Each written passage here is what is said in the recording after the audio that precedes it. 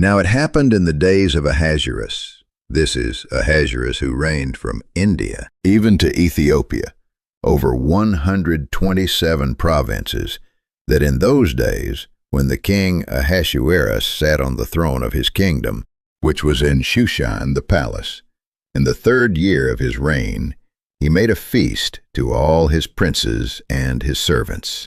On the 7th day, when the heart of the king was merry with wine, he commanded to bring Vashti the queen before the king with the royal crown, to show the people and the princes her beauty. But the queen Vashti refused to come at the king's commandment.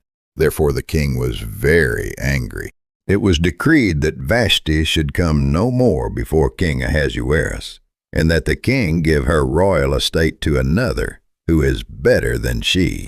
After these things, when the wrath of King Ahasuerus was pacified, the king's servants who served him said, "Let beautiful young virgins be sought for the king. Let the maiden who pleases the king be queen instead of Vashti." There was a certain Jew in the citadel of Susa, whose name was Mordecai.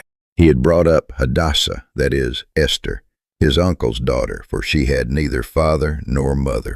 The maiden was fair and beautiful, and when her father and mother were dead, Mordecai took her for his own daughter. So it happened, when the king's commandment and his decree was heard, and when many maidens were gathered together to the citadel of Susa, that Esther was taken into the king's house. The king loved Esther more than all the women, and she obtained favor and kindness in his sight more than all the virgins, so that he set the royal crown on her head and made her queen instead of Vashti. Esther had not yet made known her relatives nor her people, as Mordecai had commanded her, for Esther obeyed Mordecai, like she did when she was brought up by him. In those days, while Mordecai was sitting in the king's gate, 2 of the king's eunuchs, who were doorkeepers, were angry and sought to lay hands on the king Ahasuerus. This thing became known to Mordecai, who informed Esther the queen, and Esther informed the king in Mordecai's name. When this matter was investigated, and it was found to be so, they were both hanged on a gallows, and it was written in the book of the Chronicles in the king's presence. After these things, King Ahasuerus promoted Haman, the son of Hammedatha the Agagite, and advanced him, and set his seat above all the princes who were with him. All the king's servants who were in the king's gate bowed down and paid homage to Haman, for the king had so commanded concerning him. But Mordecai didn't bow down or pay him homage. When Haman saw that Mordecai didn't bow down nor pay him homage, Haman was full of wrath, but he scorned the thought of laying hands on Mordecai alone, for they had made known to him Mordecai's people. Therefore Haman sought to destroy all the Jews who were throughout the whole kingdom of Ahasuerus, even Mordecai's people. Haman said to King Ahasuerus, "There is a certain people scattered abroad and dispersed among the peoples in all the provinces of your kingdom, and their laws are different from other peoples. They don't keep the king's laws. Therefore it is not for the king's profit to allow them to remain. If it pleases the king, let it be written that they be destroyed." The king took his ring from his hand and gave it to Haman. Letters were sent by couriers into all the king's provinces to destroy, to kill, and to cause to perish all Jews, both young and old, little children and women, in one day. But the city of Shushan was perplexed. Now when Mordecai found out all that was done, Mordecai tore his clothes and put on sackcloth with ashes, and went out into the midst of the city and wailed loudly and bitterly. Esther sent to Mordecai to learn what this was and why it was. Mordecai told him to charge Esther that she should go in to the king, to make supplication to him, and to make request before him for her people. Then Esther sent this answer to Mordecai: "All the king's servants and the people of the king's provinces know that whoever, whether man or woman, comes to the king into the inner court without being called, there is one law for him, that he be put to death, except those to whom the king might hold out the golden scepter, that he may live. They told to Mordecai Esther's words. Then Mordecai asked them to return answer to Esther. Don't think to yourself that you will escape in the king's house, any more than all the Jews. For if you remain silent now, then relief and deliverance will come to the Jews from another place. But you and your father's house will perish. Who knows if you haven't come to the kingdom for such a time as this? Then Esther asked them to answer Mordecai. Go, gather together all the Jews who are present in Shushan, and fast for me, and neither eat nor drink 3 days, night or day. I and my maidens will also fast the same way. Then I will go in to the king, which is against the law, and if I perish, I perish. Now it happened on the 3rd day that Esther put on her royal clothing, and stood in the inner court of the king's house. When the king saw Esther the queen standing in the court, she obtained favor in his sight. And the king held out to Esther the golden scepter that was in his hand. So Esther came near and touched the top of the scepter. Then the king asked her, What would you like, Queen Esther?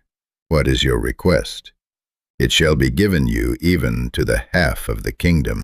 Esther said, If it seems good to the king, let the king and Haman come today to the banquet that I have prepared for him.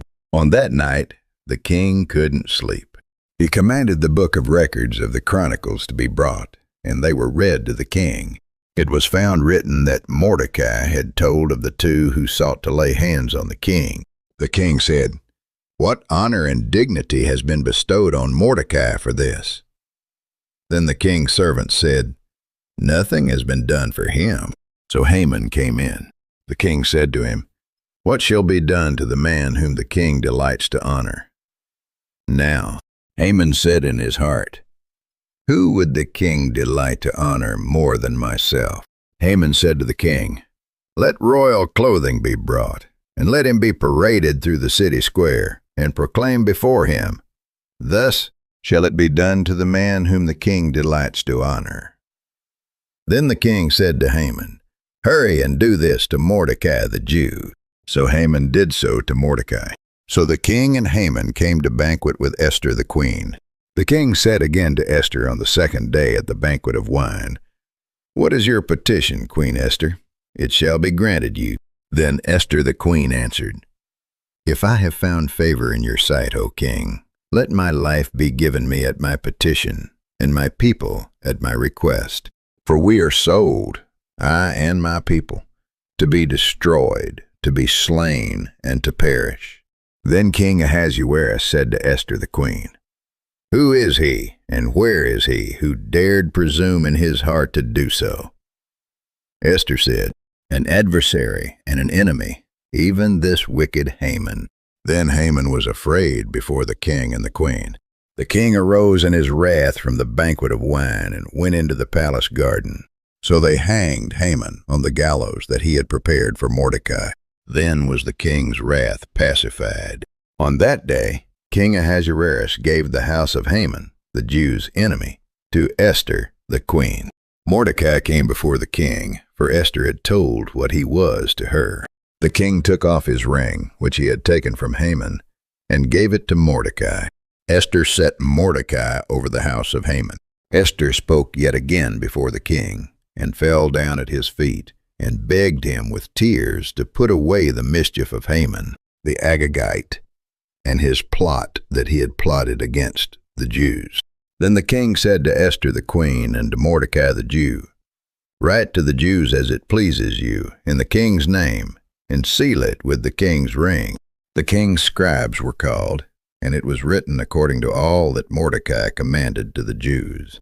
The king allowed the Jews who were in every city to gather themselves together, and to defend their lives, to destroy any forces that might assault them, on one day in all the provinces of King Ahasuerus. Mordecai went out from the presence of the king in royal clothing of blue and white, and with a great crown of gold, and with a robe of fine linen and purple. And the city of Shushan shouted and was glad. The Jews had light, gladness, joy, and honor. In every province and in every city, wherever the king's commandment and his decree came, the Jews had gladness and joy, a feast and a good day. Many from among the peoples of the land became Jews, for the fear of the Jews was fallen on them. Now in the 12th month, on the 13th day of the month, the Jews gathered themselves together in their cities throughout all the provinces of the king Ahasuerus, to lay hands on those who wanted to harm them. No one could withstand them, because the fear of them had fallen on all the peoples. So the Jews struck all their enemies with the stroke of the sword, and with slaughter and destruction, and did what they wanted to those who hated them. They gained relief from their enemies. They had rest on the 14th day of the month, and made it a day of feasting and gladness. Mordecai wrote these things and sent letters to all the Jews who were in all the provinces of the king Ahasuerus, both near and far, to enjoin them that they should keep the 14th and 15th days of the month Adar yearly, as the days in which the Jews had rest from their enemies, and the month which was turned to them from sorrow to gladness, and from mourning into a good day, that they should make them days of feasting and gladness, and of sending portions one to another, and gifts to the poor. So the Jews accepted the custom that they had begun, as Mordecai had written to them, because Haman had plotted against the Jews to destroy them, and had cast pur, that is, the lot, to consume them, and to destroy them. Therefore they called these days Purim, after the name of Pur.